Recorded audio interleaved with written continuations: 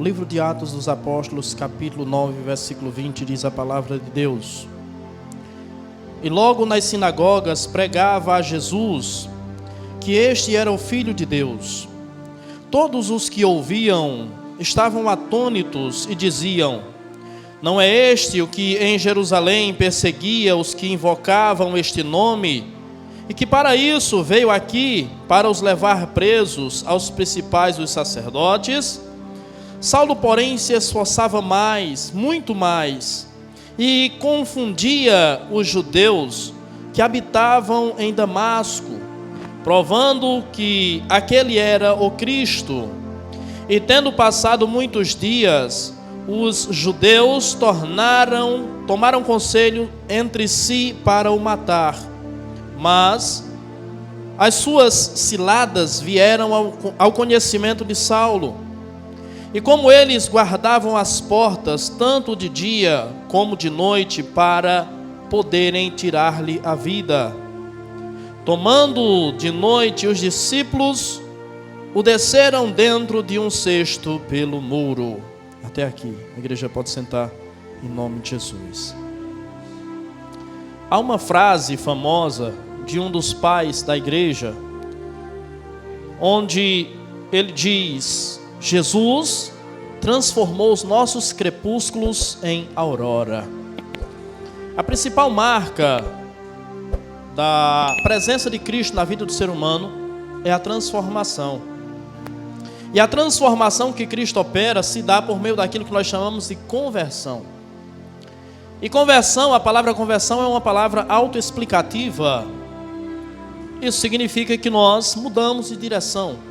Fazer uma conversão é mudar de direção. E o capítulo 9 de Atos é um capítulo que mostra com muita clareza como funciona, como acontece a conversão de uma pessoa.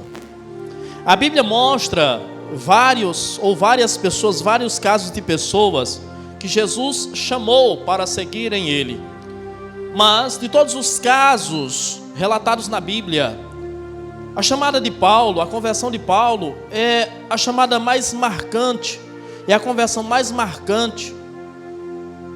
É a narrativa bíblica que demonstra com mais exatidão como é que funciona a conversão.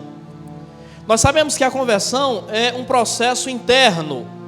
Então, se entendemos que a conversão é um processo interno, sabemos que não é possível, na maioria das vezes, perceber fisicamente, externamente, o que a pessoa que encontrou-se com Cristo sente, o que ela passa. Mas no caso de Paulo, a experiência ela foi sim uma experiência interna, mas também foi uma experiência externa. Foi notório, foi perceptível aquilo que aconteceu com Paulo. Então, Atos capítulo 9 revela com muita precisão e com muita exatidão o que é de fato a conversão. Paulo estava indo para Damasco, diz a Bíblia Sagrada, para perseguir os cristãos, para prender os cristãos. E quando Paulo estava a caminho de Damasco, Paulo encontra-se com Cristo em uma visão. Cristo lhe aparece em visão e diz: Saulo, Saulo, por que me persegues? Quem és tu? Eu sou Jesus, aquele que você persegue. A Bíblia diz que a partir daquela experiência, Paulo, ele perde a sua visão. Paulo fica cego. E as pessoas que estavam com Paulo não conseguiram enxergar, não conseguiram ver aquilo que Paulo estava vendo. Não conseguiram participar da experiência que Paulo participara. Porque o encontro de Cristo com o ser humano, ele é individual. A experiência com Cristo é uma experiência individual. E em um grupo é possível que pessoas tenham experiências com Deus e pessoas não tenham experiências com Deus. Pessoas ouçam a voz de Deus e pessoas não escutem a voz de Deus. Pessoas sintam e contemplem a presença de Deus e outras não sintam e não percebam absolutamente nada. Outra verdade é que em um grupo muitas vezes Deus se revelará a pessoas individualmente de forma diferente. Às vezes através da sua palavra Deus vai falar com você de uma forma E com a mesma palavra Deus vai falar com outra pessoa de outra forma, de outra maneira. Mas Deus trata com pessoas individualmente.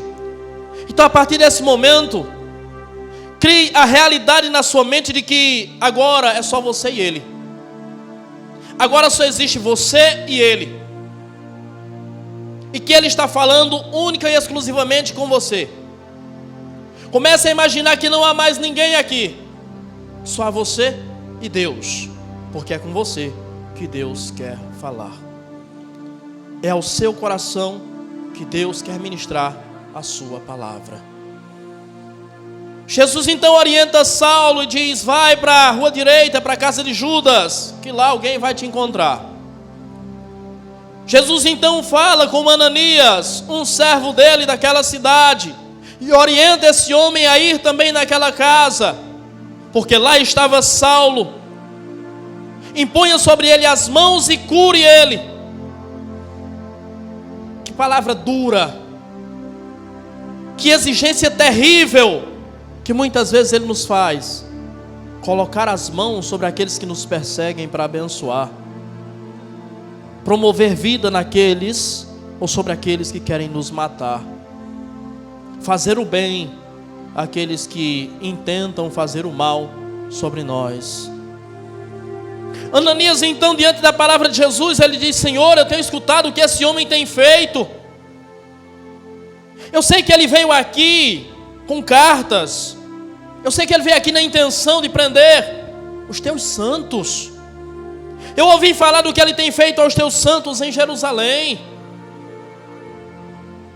E Jesus diz: vai e faça o que eu te ordeno, porque ele é para mim um vaso escolhido. E eu vou mostrar para ele o quanto importa ele sofrer pelo meu evangelho. Quantas vezes Deus nos diz: faça, e nós questionamos, e nós retrucamos, e nós retrocedemos, e nós empacamos como uma mula, não queremos obedecer. E às vezes, por não querer obedecer, e às vezes por não obedecer, nós não temos ideia, nós não temos noção da obra sobre a qual nós estamos trabalhando contra. Ananias não sabia. O pensamento de Ananias é legítimo. Saulo era um perseguidor. Saulo era um assassino de cristãos. Ananias tinha razão no seu temor, no seu medo. Mas se Ananias desobedece a Jesus, talvez o evangelho não chegasse a nós. Se Ananias não obedece a Jesus, talvez o evangelho não chegasse aos Gálatas, aos Filipenses, aos Laodicenses, aos Tessalônicos. Quantas pessoas, aos Macedônicos, quantas pessoas não ouviriam o evangelho de Jesus se simplesmente Ananias não fosse lá, colocasse as mãos sobre a cabeça de Paulo, orasse por ele, curasse a vida daquele homem? Existem pessoas que estão doentes, e por estarem doentes, elas ferem, elas machucam, elas maltratam, elas matam, mas tudo o que elas precisam é de uma mão sobre elas, tudo o que elas precisam é de uma oração, tudo o que elas precisam é de uma palavra, tudo o que elas precisam é de cura, e a partir da cura que elas receberem, elas vão começar a curar também. A partir da salvação que elas receberem, elas vão começar a salvar também. A partir das bênçãos que elas receberem, elas vão começar a abençoar também. Diante da voz de Jesus, nós temos que nos aquietar e obedecer, porque não temos ideia, não temos noção da dimensão, da grandiosidade da obra de Deus. E talvez como Pedro, nós vamos estar trabalhando contra a obra de Deus, quando Pedro diz para Jesus: não deixe que ninguém te faça mal, não deixe que ninguém te mate, não deixe que ninguém te prenda, não deixe que ninguém te crucifique. Jesus diz: para trás de mim, Satanás, porque não cogita nas coisas de Deus, mas nas coisas dos homens. Muitas vezes nós estamos trabalhando contra o evangelho e nem ao menos percebemos. Estamos sendo pedra de tropeço e nem ao menos percebemos. Então abençoe mais, cure mais. manifeste vida um pouco mais, porque a obra de Deus é grande, a obra de Deus é extraordinária, a obra de Deus foge da nossa dimensão, da nossa compreensão, e Ele escolheu você para fazer parte dela. Quando eu digo que Ananias poderia ter atrapalhado, é óbvio que Ananias não atrapalharia, porque se Ananias não fosse, Jesus mandaria outro, mas Deus escolheu Ananias para fazer parte dessa obra.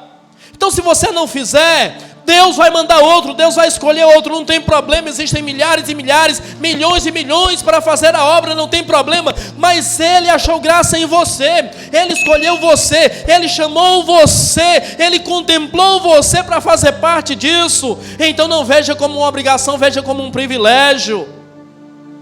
Não veja como um trabalho, veja como uma dádiva de Deus. Deus resolveu abençoar vidas através da sua vida. Ananias ouviu a voz de Jesus e foi. E quando Ananias chega lá, Ananias faz exatamente o que Jesus mandou. Coloca as mãos sobre ele, diz: irmão Paulo, um perseguidor, um assassino de cristãos. O homem coloca a mão na cabeça dele e diz: irmão Paulo, ou irmão Saulo, eu vim aqui por ordem daquele Jesus que você viu na estrada. Ele me mandou vir aqui para curar você. Aquele homem cura Saulo. A Bíblia diz: naquele mesmo instante caem como escamas dos seus olhos. E Paulo, que não enxergava absolutamente nada, começou a enxergar. 3 coisas acontecem com Paulo nesse evento. Paulo recebeu de volta a sua visão. Paulo foi batizado. Paulo alimentou-se, diz a Bíblia, e fortaleceu-se. Quando a Bíblia diz que Paulo recebeu a visão, que Paulo foi batizado e que Paulo alimentou-se, e aí eu vou trabalhar de forma intercambiável Paulo e Saulo, que são a mesma pessoa. Então você vai saber de quem eu estou falando. Quando acontece isso com ele, isso mostra que de fato a vida do homem muda quando ele encontra-se com Jesus. E a primeira coisa que acontece na vida do homem quando ele encontra Jesus, ele receber visão. Ele começa a enxergar. Por quê? Quando você lê a Bíblia em 2 Coríntios capítulo 4, versículo 4, diz que o Deus desse século cegou o entendimento dos homens, para que não lhes resplandeça a luz da glória do Evangelho. Saulo não estava cego apenas fisicamente, ele estava cego espiritualmente. E nós só começamos a compreender a grandiosidade da obra de Deus quando essa cegueira cai. Quando Deus desse século perde o poder sobre a nossa vida. Quando nossos olhos começam a enxergar espiritualmente. Então aquelas escamas que caem dos olhos de Paulo estão devolvendo a Paulo não apenas a sua visão física, mas estão abrindo a visão espiritual de Paulo. Ele recebe visão porque o Deus desse século, que cegou o entendimento dos homens, não tem poder mais sobre a vida dele. Oxalá que Deus abra os seus olhos para você perceber o que está acontecendo em sua volta. Oxalá que Deus abra os seus olhos para que você comece a perceber e conhecer e reconhecer as pessoas que estão do seu lado. Qual a primeira pessoa que Saulo vê quando ele abre os olhos? Ananias, o servo de Deus. Mas na mesma medida que Saulo vê Ananias, os dias vão passando e ele vai começando a enxergar e a perceber quem são as pessoas que estão à sua volta. Aqueles que foram com ele para prender os cristãos em Damasco são os mesmos que se tornaram inimigos dele a partir daquele momento, a partir daquela hora. E nós precisamos aprender isso, nós precisamos entender isso, que há pessoas que caminham conosco até determinado momento, que são nossos amigos, que estão próximos de nós, que fazem parte da nossa vida, mas a partir de um momento em diante, o relacionamento com essas pessoas muda. E aqueles que eram amigos de Paulo, agora se tornaram seus inimigos. Aprenda a enxergar os seus relacionamentos. Aprenda a enxergar em que ponto os seus relacionamentos estão. E assim você entenderá, você enxergará quem são as pessoas com quem você convive. Os seus olhos se abrem. Quando os seus olhos se abrem, ele sente a necessidade de Cristo. E em sentindo a necessidade de Cristo, ele cumpre aquilo que foi ordenado por Cristo. Quando na grande comissão ele diz: ide por todo mundo pregar o evangelho, ensinando-os a obedecer a tudo que vos tem ordenado, batizando-os em nome do Pai, do Filho e do Espírito Santo. Saulo então é batizado. Ele cumpre a justiça. Não foi isso que Jesus disse em Mateus capítulo 3? Quando questionado por João a respeito do batismo, ele disse: deixa que seja assim, para que se cumpra a justiça de Deus. Agora, Saulo cumpre a justiça de Deus. Então ele foi liberto do poder opressor do inimigo, do Deus desse século. Agora ele cumpre a justiça de Deus. E a Bíblia Sagrada diz então que ele alimenta-se e fortalece-se. Observe que as coisas na vida espiritual, elas são gradativas, passo a passo. É um processo, e o processo não pode ser atropelado. Nós precisamos seguir passo a passo. Não dá para pular etapas, mas essas três coisas são essenciais. Abra a sua visão. E o batismo, ele representa a nova vida. Então, desfrute, experimente e manifeste a nova vida. E alimente-se. Alimente-se muito, porque você vai precisar. Pastor, eu vou ficar obeso. Alimente-se da palavra de Deus. Nem só de pão viverá o homem, mas de toda a palavra que sai da boca de Deus. Alimente-se, alimente-se muito, porque você vai precisar dessa palavra. A Bíblia diz que depois disso, ele fica com os discípulos de Jesus ali por alguns dias. E o que Paulo ficou fazendo com os discípulos de Jesus ali em Damasco por alguns dias? Duas coisas essenciais. Ficou aprendendo com eles. Tem gente querendo ensinar sem nunca ter aprendido. Se você nunca aprendeu, você não tem o que ensinar. E provavelmente você vai ensinar bobagem. Provavelmente você vai ensinar besteira. E provavelmente, ao invés de promover vida, você vai matar vidas. Cuidado. A Bíblia diz em Tiago capítulo 3, versículo 1: não sejam muitos de vós mestres na igreja, sabendo que os mestres hão de ser julgados com mais rigor.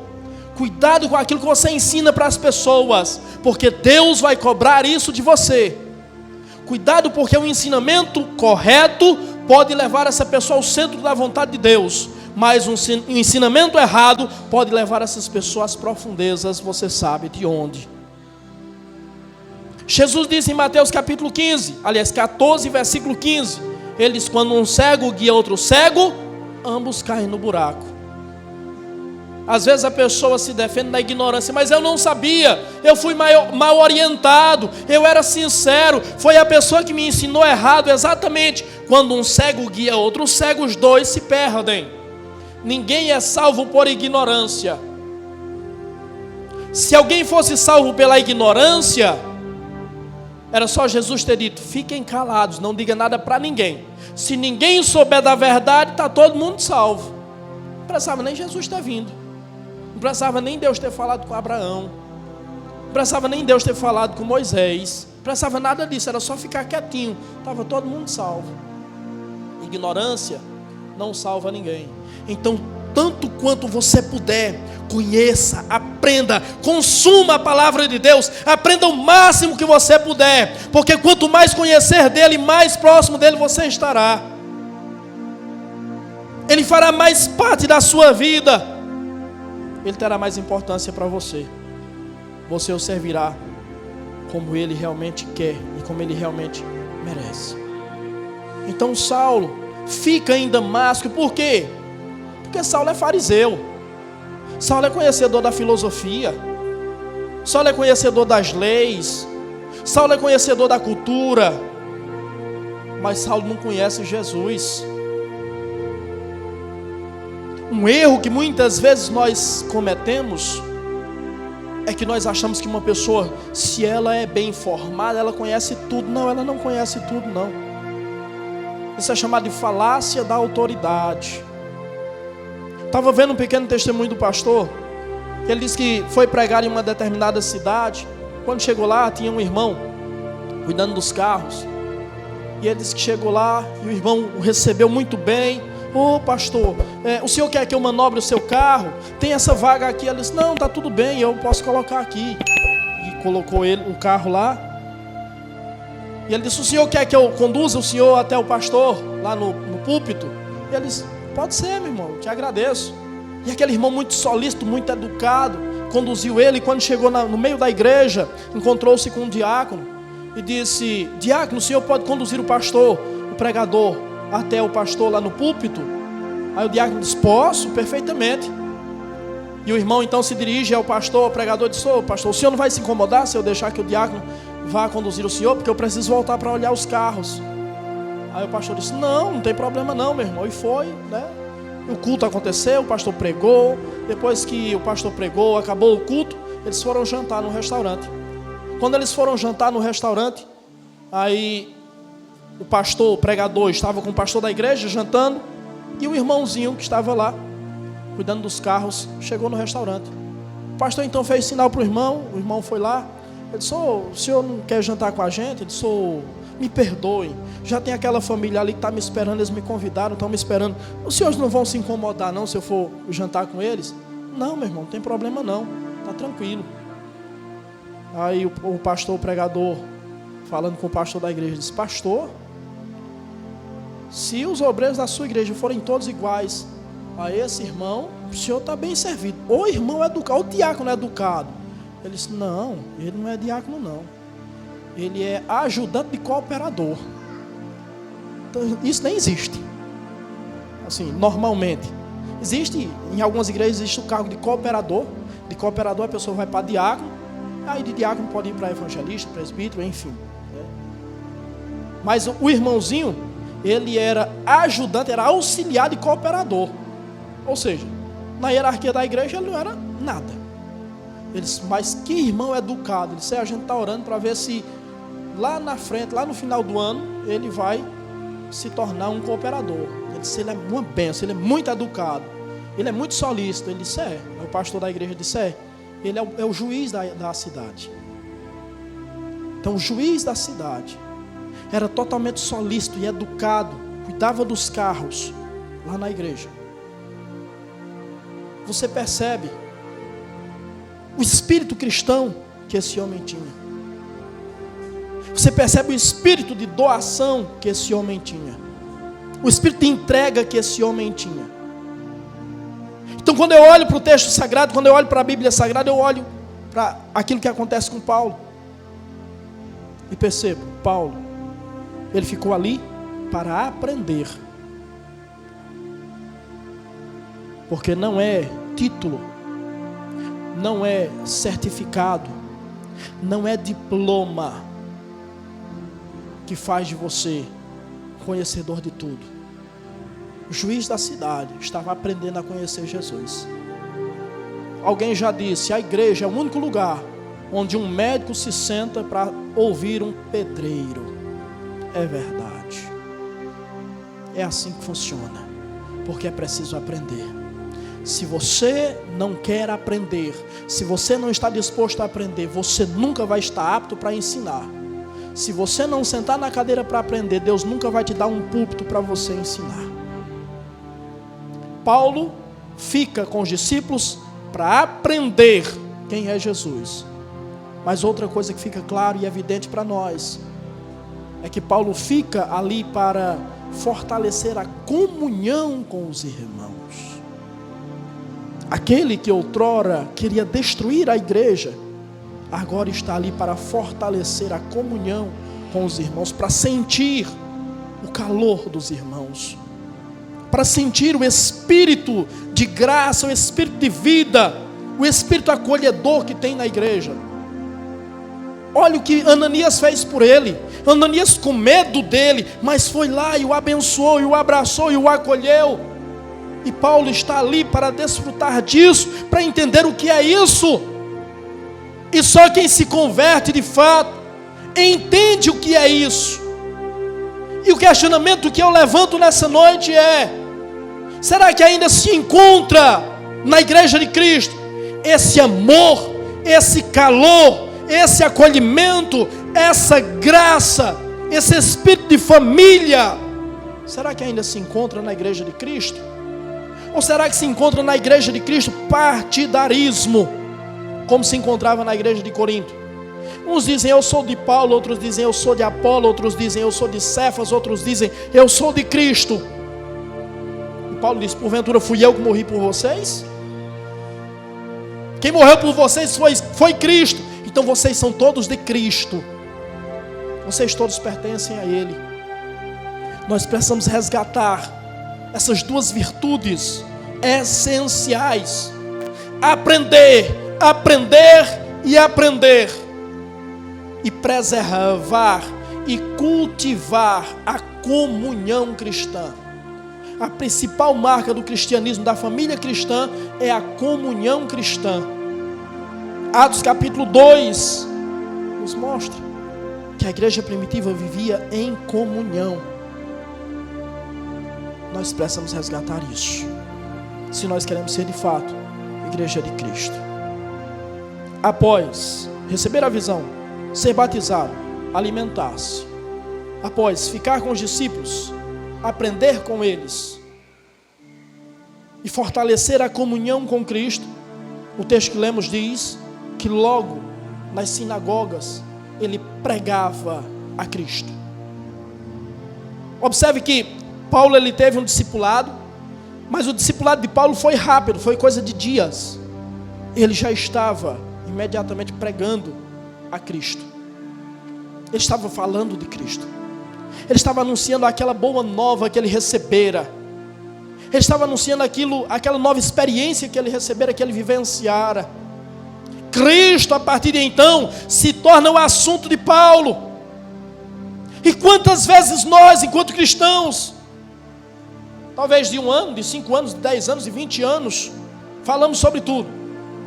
Falamos sobre política, falamos sobre futebol, falamos sobre ideologias, falamos sobre tudo. Mas Cristo não é mais o nosso assunto. Mas Cristo não faz mais parte das nossas conversas. Saulo não. Cristo era o assunto dele. Mas se nós fizermos mentalmente uma lista de prioridade, Cristo talvez não esteja ocupando o primeiro lugar. Talvez Cristo não seja prioridade nas nossas vidas. Talvez Cristo esteja no 4º, 5º, 6º, 10º lugar. Pastor, e como é que eu sei? É muito simples. Veja quanto do seu tempo Jesus ocupa na sua mente, nas suas conversas. Veja quanto de você está doando para Ele. Veja quanto você está entregando para Ele, você saberá se Ele é prioridade para você ou não. Existem pessoas que passam o dia inteiro e nem lembram que Deus existe. Cristãos, nem lembram que Deus existe. Se você parar para refletir sobre isso, você vai perceber que na maioria dos casos, na maioria das vezes, realmente, Jesus não é prioridade na sua vida. Não é Jesus que ocupa o primeiro lugar na sua vida quando você acorda, por exemplo. Quando você acorda, a primeira coisa que você faz não é orar. E talvez nem a segunda. E talvez nem a terceira. Talvez nem a quarta. Não é domingo, 7 horas da noite para orar. Não é terça, 7:30 da noite para orar. Não é quinta, 7:30 da noite para orar. Você está entendendo? Cristo precisa voltar a ser prioridade nas nossas vidas. Paulo começa a pregar Cristo. O assunto de Paulo é Cristo. Paulo está pregando Cristo. Que Cristo? Paulo está pregando o Cristo das Escrituras. Paulo está pregando o Cristo que é o Filho de Deus. Paulo está pregando o Cristo que ele conheceu. Paulo está pregando o Cristo que de fato é. Paulo não está pregando um Cristo que ele idealiza. Tem muita gente pregando um Cristo que ele idealiza. Tem muita gente falando de Jesus, colocando na boca de Jesus a sua opinião. Jesus não está aqui fisicamente para falar. Então a gente fala de Cristo, mas a gente coloca na boca de Cristo a nossa opinião. A gente fala como se Cristo fosse falar aquilo que nós estamos falando, aquilo que nós estamos dizendo. Paulo não. Paulo pregava Cristo, o Filho de Deus. Pregava que Ele era o Messias. Ele não pregava aquele que ele idealizava. Ele pregava o Cristo das Escrituras. Mas só é possível pregar o Cristo das Escrituras se você conhece Ele, se você tem experiência com Ele. Se você não o conhece, jamais você poderá falar desse Cristo, e jamais esse Cristo poderá fazer parte da sua vida. Prepare-se mais, aproxime-se dele, e ele vai se aproximar de você. Diante do comportamento de Saulo, a Bíblia diz que as pessoas começam a observar atônitas, começam a questionar e dizer: mas não é esse que perseguiu os cristãos lá em Jerusalém? Não é esse que veio aqui para prender os cristãos em Damasco também? O que aconteceu com esse homem?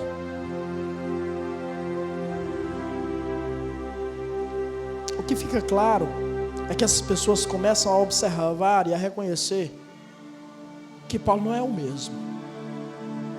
Alguma coisa aconteceu com Paulo.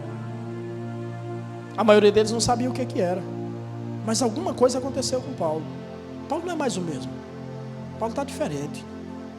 Paulo anda diferente. Paulo se veste diferente. Paulo fala diferente. Paulo cumprimenta as pessoas diferente. Paulo se relaciona com as pessoas diferente. O que aconteceu com Paulo? É preciso que as pessoas que conheceram a sua velha natureza, a sua velha personalidade, conheçam também a sua nova personalidade. A pergunta que eu faço é: as pessoas reconhecem isso em você? As pessoas reconhecem uma nova personalidade? As pessoas reconhecem uma nova natureza? As pessoas reconhecem uma nova vida? Ou as pessoas conhecem você como a mesma pessoa que sempre conheceram? Ou você é exatamente a mesma pessoa, não mudou absolutamente nada? Se não mudou absolutamente nada, então isso significa que Cristo não faz parte da sua vida. As pessoas precisam conhecer a sua nova personalidade. Eles perceberam, eles reconheceram que Paulo agora andava em outra direção. O que as pessoas têm percebido em você? Que você continua no mesmo barco? Você continua remando na mesma direção? Ou elas percebem que você deu uma guinada na vida? Ou elas percebem que você vive uma nova história, uma nova realidade? Eu não estou falando isso para você para dizer que é necessário que as pessoas batam continência para você e venham admitir: nossa, como você mudou. Nossa, não é isso, não é disso que eu estou falando. Estou falando de você ser essa nova pessoa. Não estou falando de ninguém vir falar para você, eu estou falando de você ser. Se você for, as pessoas, por mais que não admitam para você, elas enxergarão, elas perceberão, elas reconhecerão. Mas isso não interessa, isso não importa. O importante é você ser. Você entende o que eu estou falando? Não tem importância nenhuma se as pessoas vão reconhecer ou não. A importância reside no fato de você ser essa nova pessoa, de você viver essa nova realidade, de você ter recebido realmente essa nova natureza. Inevitavelmente as pessoas irão enxergar isso. Mas a pergunta continua: o que as pessoas têm percebido em você? Novas atitudes? Novas vestes? Novas palavras? Novas conexões? Novos relacionamentos? O que as pessoas têm enxergado em você? Você precisa pensar sobre isso.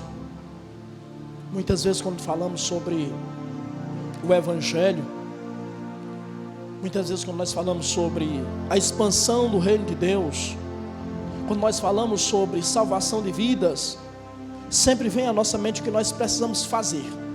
Precisamos fazer e fazer e fazer.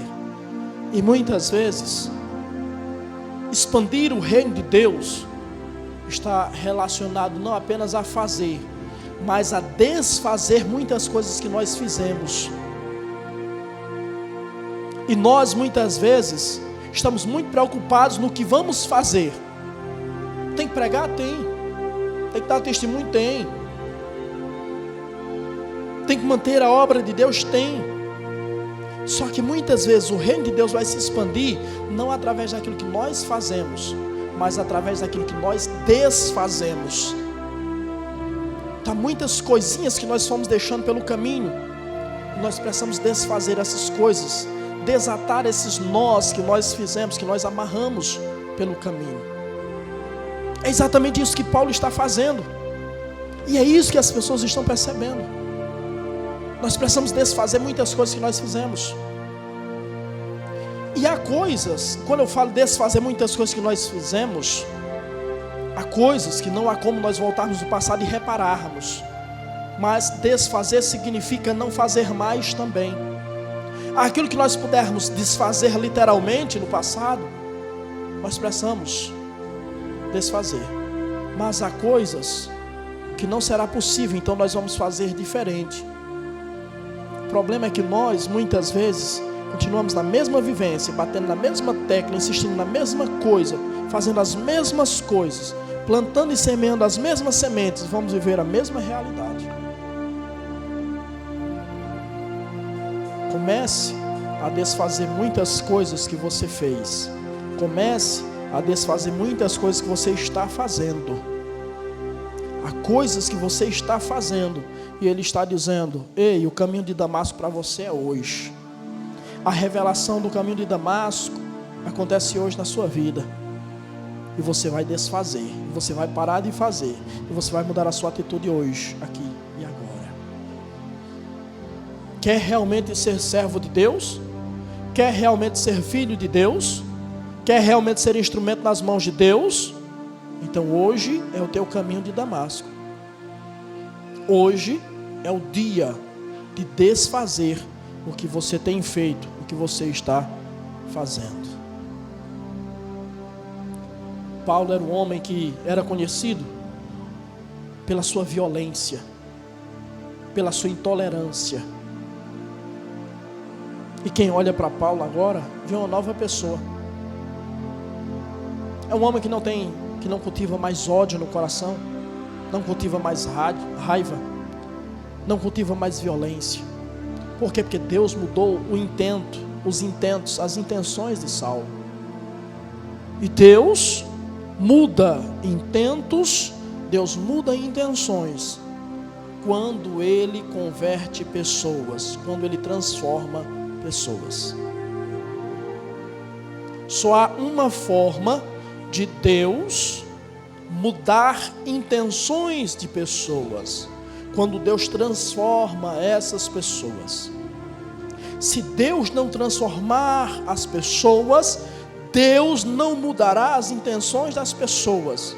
Mas a pessoa que é transformada por Deus, as suas intenções mudam.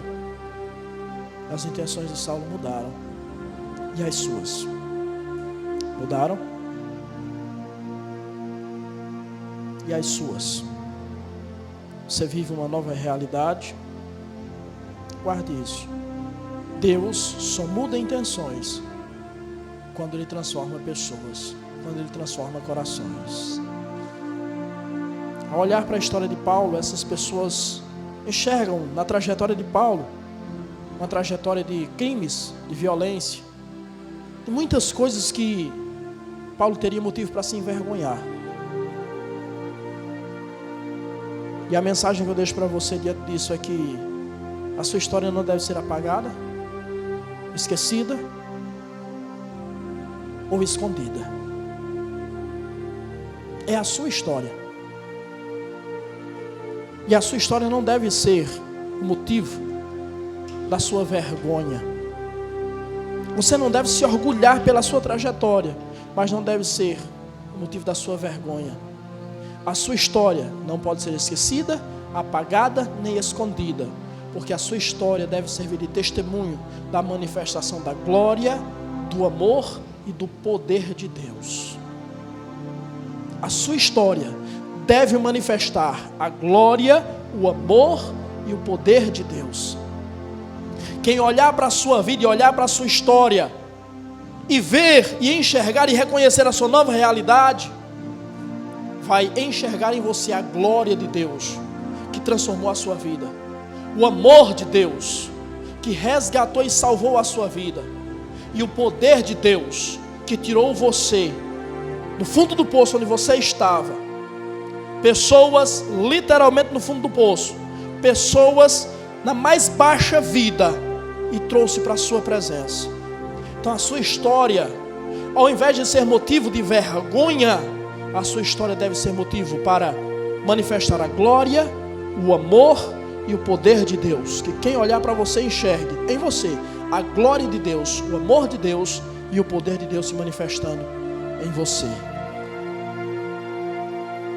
A Bíblia diz que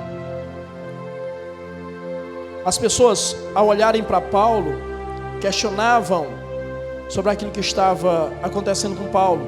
Mas no versículo 22 diz assim: Saulo, porém, se esforçava muito mais e confundia os judeus que habitavam em Damasco, provando que aquele era o Cristo. Paulo não se acomodava, Paulo não se contentava. O texto diz que ele se esforçava muito mais. Hoje ele queria ser mais crente do que ele foi ontem, e amanhã ele trabalhava para ser mais crente do que ele foi hoje, para conhecer melhor esse Deus, para conhecer melhor esse Cristo. Ele se esforçava por isso. Se você não se esforçar, você não vai se aproximar dele. Se você não se esforçar, você não vai conhecer a ele. Ele não vai se revelar a você. Esforce-se, dedique-se, doe-se, entregue-se. Do contrário, não vai acontecer. Não, você não vai vê-lo. Não, ele não vai se manifestar. Não, a sua glória não vai descer. A transformação não vai acontecer. Por que existem pessoas que são crentes há vários anos, mas continuam nas mesmas práticas, na mesma mentalidade infantil e mundana? Por que pessoas não mudam? Porque não se esforçam. As pessoas pensam que ao encontrar-se com Cristo, a transformação ela acontece automaticamente. Paulo esforçava-se muito mais. Quando você lê a primeira carta que ele escreve aos Coríntios, capítulo 9, versículo 27, ele diz: por isso eu esmurro meu corpo e o reduzo à servidão, para que pregando aos outros não seja eu desqualificado. O que é que ele está dizendo? Eu preservo a minha santidade, mas para isso eu me esforço, eu me dedico, eu crucifico a minha carne, eu nego a mim mesmo. Não é automático. Se eu não me esforçar, não vai acontecer. Se eu não me esforçar, eu não viverei aquilo que Deus quer que eu viva. Então, porque ele se esforçava, ele se fortalecia. Se ele se esforça, se ele se dedica, se ele se doa, se ele se entrega, ele se fortalece. Ele se fortalecia a cada dia. E por isso, porque ele se esforçava muito e porque ele se fortalecia, por isso ele pôde escrever 2 Timóteo 4,7. E você sabe o que diz 2 Timóteo 4,7. Combati o bom combate, acabei a carreira, guardei a fé. No final da sua vida, Paulo estava para morrer. E alguns dizem que uma semana depois desse texto, ele foi executado na estrada chamada Via Ostienses, que ficava fora dos muros de Roma. Uma semana antes de morrer, ele escreve: combati o bom combate, acabei a carreira e guardei a fé. Ele só pôde escrever isso porque ele se esforçou muito, porque ele se fortaleceu tanto quanto ele pôde. Então, se você não se fortalecer dia a dia, você não vai conseguir. Se você não se fortalecer dia a dia, você não vai resistir. Se você não se fortalecer dia após dia, você não vai cruzar a linha de chegada. Ou seja, se você não se fortalecer dia a dia, você não vai chegar lá onde você está pensando que você vai chegar, não. Na sequência do texto de Timóteo, que eu citei, Paulo diz: e agora a coroa já me está preparada, não somente a mim, mas a todos quantos amam a sua vinda. Ou seja, Paulo está dizendo: eu tenho certeza que já tem uma coroa preparada para mim. Isso significa que ele estava cruzando a linha de chegada, ele tinha vencido. Isso fala de salvação.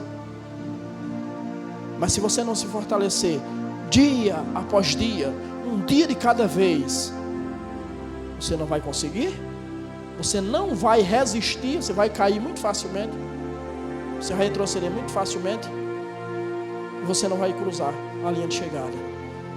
Você vai estar perdendo o seu tempo. Mas Ele não te chamou para isso. Ele te chamou para chegar lá. E Ele está te esperando lá no final. Lá no final do trajeto, Ele está de braços abertos para te receber, em nome de Jesus. Paulo começou a mostrar para aquelas pessoas quem era Cristo, se fortalecendo e não dando espaço nem brecha para aquilo que as pessoas estavam falando. Ou seja, o que é que Paulo está dizendo? Qual a mensagem que Paulo está falando para aquelas pessoas? Paulo está mostrando para aquelas pessoas, Paulo está provando para aquelas pessoas que ele não é aquilo que aquelas pessoas pensavam que ele era, que ele não é aquilo que aquelas pessoas diziam que ele era. Paulo mostra para aquelas pessoas que elas estavam erradas a seu respeito. Paulo sustenta o seu testemunho. Então faça o mesmo. Mostre para as pessoas que elas estão erradas a seu respeito. O que as pessoas falam de você, o que as pessoas pensam de você, o que as pessoas divulgam sobre você. Mostre para elas que elas estão erradas a seu respeito. Sustente o seu testemunho. Mantenha firme o seu testemunho. É com o seu testemunho, é com a sua vida que você vai provar que as pessoas estão erradas com relação a você. O que é que essas pessoas fazem diante da nova postura de Paulo? O texto diz que elas querem matá-lo. Vamos matar Paulo. E a Bíblia diz que eles guardavam as portas da cidade. Você sabe que as cidades antigas, elas eram muradas. Então você tinha os portões pelos quais você entrava. Só dava para entrar pelos portões e sair pelos portões. As pessoas guardavam as portas da cidade, esperando Paulo. Quando Paulo descer, quando Paulo vier, quando Paulo for tentar sair da cidade, a gente pega ele e mata. Eles queriam matar Paulo. O que é que isso significa? Esse mesmo Paulo que dias atrás era aplaudido por essas pessoas, era abraçado por essas pessoas, era elogiado por essas pessoas, agora se tornou alvo dessas pessoas. Então, para a nossa vida se tornar agradável a Deus, ela tem que desagradar os ímpios. Se a nossa vida agrada os ímpios, a nossa vida não está agradando a Deus. A conta é muito simples. Você já ouviu falar de um homem chamado John Wesley, fundador do metodismo, considerado por muitos cristãos o maior avivalista do Evangelho, o maior avivalista da Igreja de Cristo. John Wesley era um homem que estava acostumado com perseguição, com apedrejamento. Ele estava acostumado com tudo que não prestava. E diz a história que John Wesley passou 3 dias sem receber crítica, sem receber perseguição. 3 dias de paz, 3 dias de tranquilidade. No 3º dia, John Wesley caiu de joelhos e disse: alguma coisa está errada. Não estão me perseguindo? Alguma coisa está errada. E prostrado de joelho disse: Deus, será que eu estou fora da tua vontade? Não me perseguem mais. E enquanto ele está de joelho fazendo essa oração diante de Deus, alguém vai passando e reconhece ele e lança uma pedra que pega de raspão na sua cabeça. Quando ele recebe aquela pedrada, ele diz: aleluia! Deus ainda está comigo. Nós pensamos que Deus está conosco quando tudo vai bem. John Wesley, quando tudo estava bem, ele disse: tem alguma coisa errada. Porque a conta é simples. Se nós agradamos a Deus, nós desagradamos os ímpios. A conta é muito simples. Se nós amamos o mundo, nós aborrecemos a Deus.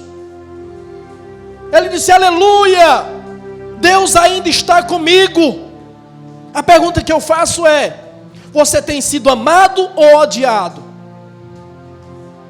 As pessoas te amam ou te odeiam? As pessoas te elogiam ou te caluniam? As pessoas falam bem ou falam mal de você? Obviamente que quando falarem mal, que seja sem motivo. Mas é uma coisa para você questionar. A pergunta é: quanto tempo faz que o diabo não te persegue mais porque você ora? Porque você jejua? Porque você prega?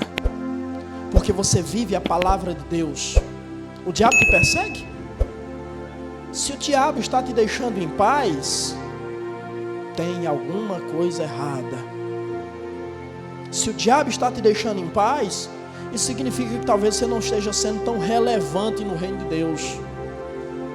Se o diabo está te deixando em paz, talvez isso signifique que ele está satisfeito com o que você está fazendo. A perseguição é o termômetro da vida espiritual. Se eu estou sendo perseguido, se eu estou sendo caluniado, isso significa que eu estou bem espiritualmente. Do contrário, talvez eu não esteja tão bem assim. Paulo, então, sabendo daquilo que estava acontecendo, Paulo é tomado pelos seus discípulos, e Paulo desce dentro de um cesto, através de cordas, possivelmente, pelos muros da cidade. Ou seja, pessoas queriam tirar a vida de Paulo. Mas a mensagem que eu deixo para você é: não tema. Não tema aqueles que querem te fazer o mal. Não tema aqueles que te perseguem. Não tema aqueles que querem destruir a sua vida. Não tema a oposição, porque Deus vai te guardar. Não tema aqueles que querem te matar, porque Deus não vai deixar. Deus não deixou que eles matassem Paulo. Deus não vai deixar. E digo mais: Deus não deixará você enganado. Deus vai revelar a você exatamente as intenções das pessoas. Deus revelou para Paulo qual era a intenção daquelas pessoas. E Deus vai revelar para você quais são as intenções reais das pessoas. Não tema, porque Deus não deixará você enganado. Nisso eu aprendo o cuidado cristão mais uma vez. Os discípulos se preocupam com Paulo e querem preservar a vida de Paulo. Por isso se reúnem, bolam essa estratégia para descer Paulo pelo muro. Não sei quantos discípulos foram necessários para irem descendo a corda devagarzinho, para que Paulo não viesse a cair, para que Paulo escapasse saudável e com vida. Olha o amor cristão se revelando aqui. Eles cuidaram de Paulo. Cuide dos seus irmãos. Manifeste o amor cristão. Preserve a vida dos seus irmãos. Cure a vida dos seus irmãos. Salve a vida dos seus irmãos. Foi isso que fizeram com Paulo. E tudo isso, todas essas pequenas ações que eu estou falando, tanto as ações dos discípulos, desses que desceram Paulo, como a ação daqueles que foram avisar Paulo do plano para matá-lo, aqueles que foram avisar Paulo: olha, tal entrada está bloqueada, se você for eles vão te prender. A atitude de Ananias em ir até Paulo, todas essas pequenas atitudes formaram um conjunto que proporcionaram Paulo se tornar o apóstolo que ele foi e fazer a obra que ele fez. Você entende? Quando eu falo das pequenas atitudes que nós devemos fazer individualmente para abençoar, para ajudar o coletivo, é isso que faz a coisa acontecer. Quem é o personagem principal? Paulo. Mas observe quantas pessoas proporcionaram a Paulo a possibilidade de ser o que ele foi. Todas as pessoas foram importantes. O trabalho de cada pessoa foi essencial para a obra de Paulo se fazer. Então você é importante. Não é só quem está com o microfone na mão, não. Você é importante.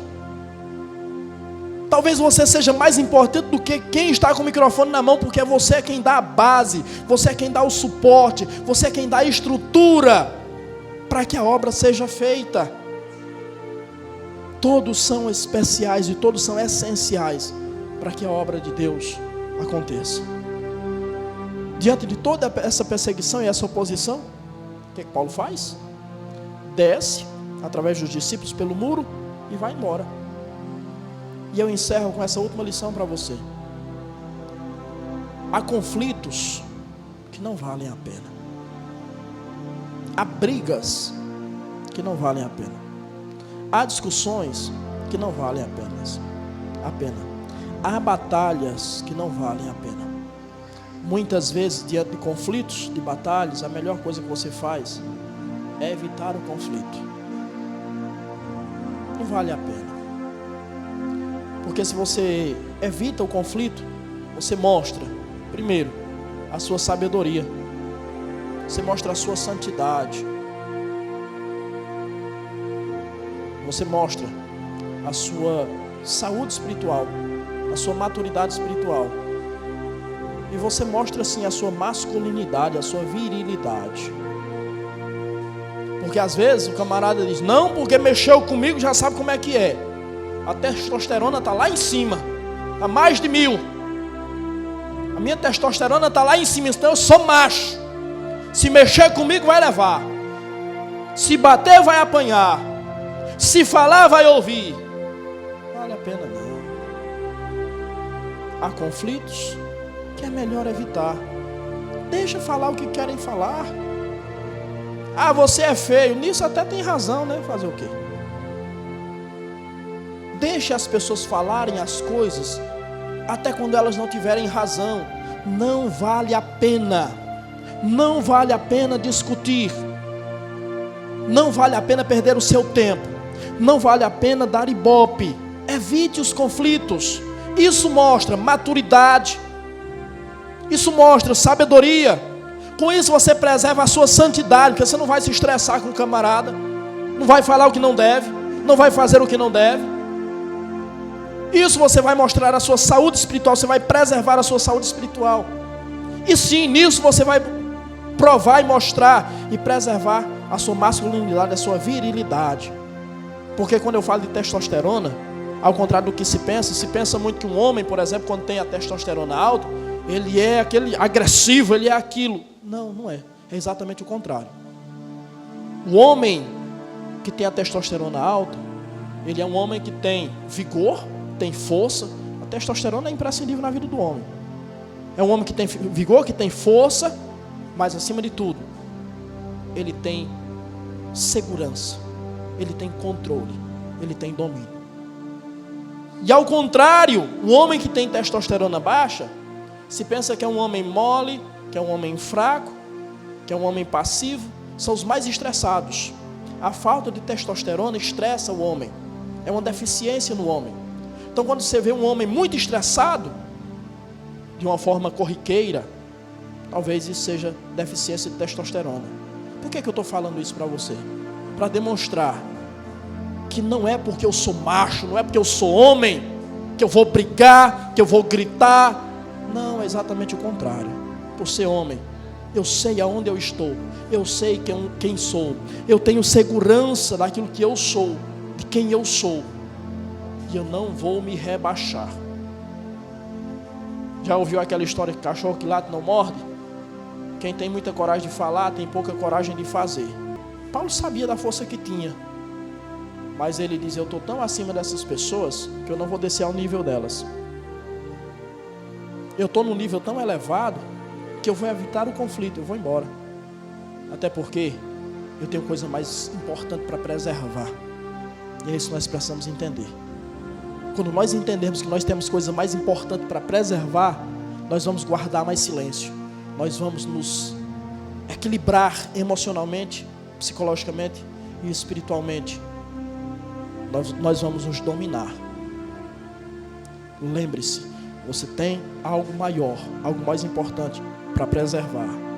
Primeiro, a presença de Deus na sua vida e o reino de Deus que Ele implantou no seu coração, para que através do seu coração esse reino se expanda e alcance todas as nações da terra. Foi essa a palavra que Deus mandou para você.